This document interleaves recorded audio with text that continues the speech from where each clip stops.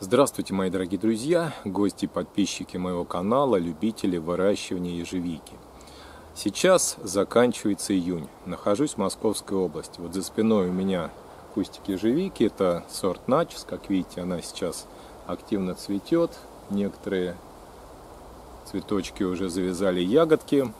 И сейчас активное время, когда ежевика наращивает побеги замещения.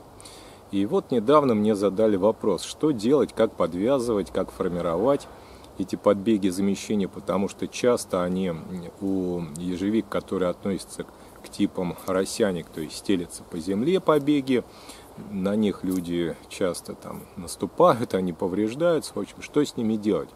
С ежевиками, у которых прямо стоячие побеги, которые еще называют куманиками, с ними, конечно, попроще, потому что у многих таких видов ежевик, у многих сортов побеги настолько толстые, что они спокойно могут выдерживать вертикальное положение безо всякой подвязки. То есть стоят они и стоят, то есть даже сильные ветры не способны их поломать. Допустим, тот же сорт Небеса могут подождать, отличается такими свойствами, но все равно рано или поздно, когда побеги достигают высоты 1,5–2 метра и выше, все равно их нужно как-то закрепить вертикально, чтобы они не поломались. Также требуют подвязки и закрепления на шпалере так называемые тонкие плодовые веточки, то есть те веточки, на концах которых формируются цветочки и затем завязываются ягоды. Сегодня я вам покажу два способа крепления побегов замещения, а также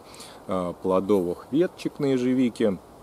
Два способа, я их разделяю по такому признаку. Первый способ — это дешевый, но медленный. А второй способ — это быстрый, но более дорогостоящий. Сейчас я изменю вид камеры и оба этих способа вам наглядно покажу. Итак, покажу вам первый способ. Это медленный, но дешевый, надежный также этот способ, но требует просто больших затрат по времени.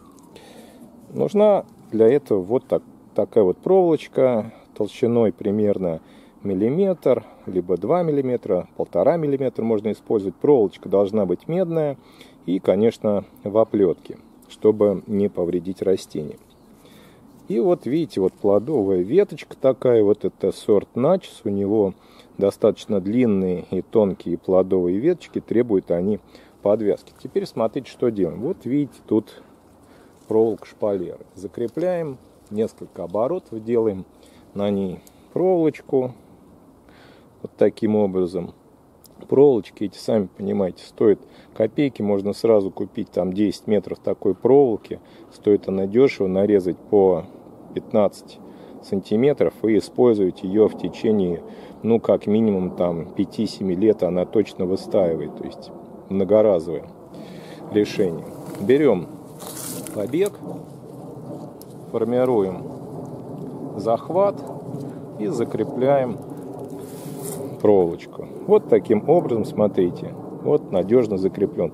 Плюс этого способа в том, что ветром никуда этот захват, это крепление, эта скобка никуда она не сможет сдвинуться. Побег закреплен надежно и в общем-то, хорошо, я бы так сказал, хорошее крепление, оно мне нравится, я им часто пользуюсь. Также, смотрите, в нижней части я этот побег дополнительно закреплю на первой проволоке шпалеры таким же способом. Все, побег надежно закреплен. Теперь покажу вам способ, который быстрый, но более дорогостоящий.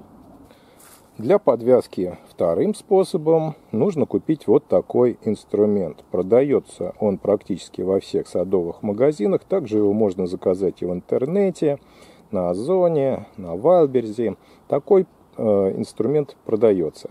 Стоит он примерно от 1500 до 3000.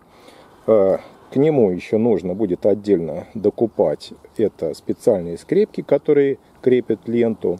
Ну и, конечно, саму подвязочную ленту. Таким инструментом работать гораздо быстрее, приятнее, но, конечно, нужно провести первоначальные финансовые затраты на покупку инструмента и в дальнейшем на покупку расходных материалов. Сейчас я вам покажу, как им удобно и быстро подвязывать побеги ежевики. Также его можно использовать для подвязки побегов винограда и других растений, в том числе перцев, томатов, помидоров, огурцов, все, что хотите, можно им подвязывать. Называется он топенер или по-русски подвязчик. Итак, пригибаю плодовую веточку к проволоке шпалеры.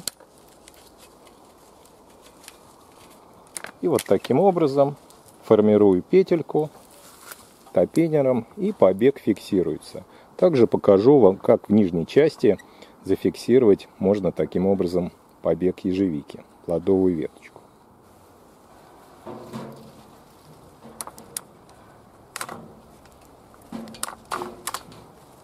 Вот так. Быстро и просто. И достаточно надежно, я вам скажу.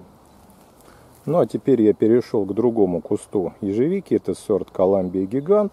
И покажу вам сначала, как закрепить проволочкой уже побег замещения. Это не плодовая веточка. И потом покажу то же самое с использованием топенера.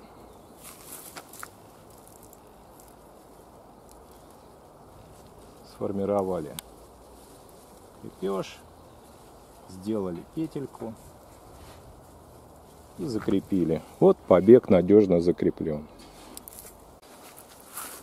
Ну а вот этот побег замещения я закреплю с помощью топенера. Креплю его к первой проволоке, шпалеры, обхватываю, один щелчок, и побег закреплен. Быстро и надежно. Однако при использовании топенера для подвязки растений есть у него так скажем, один минус, о котором я не могу вам не сказать.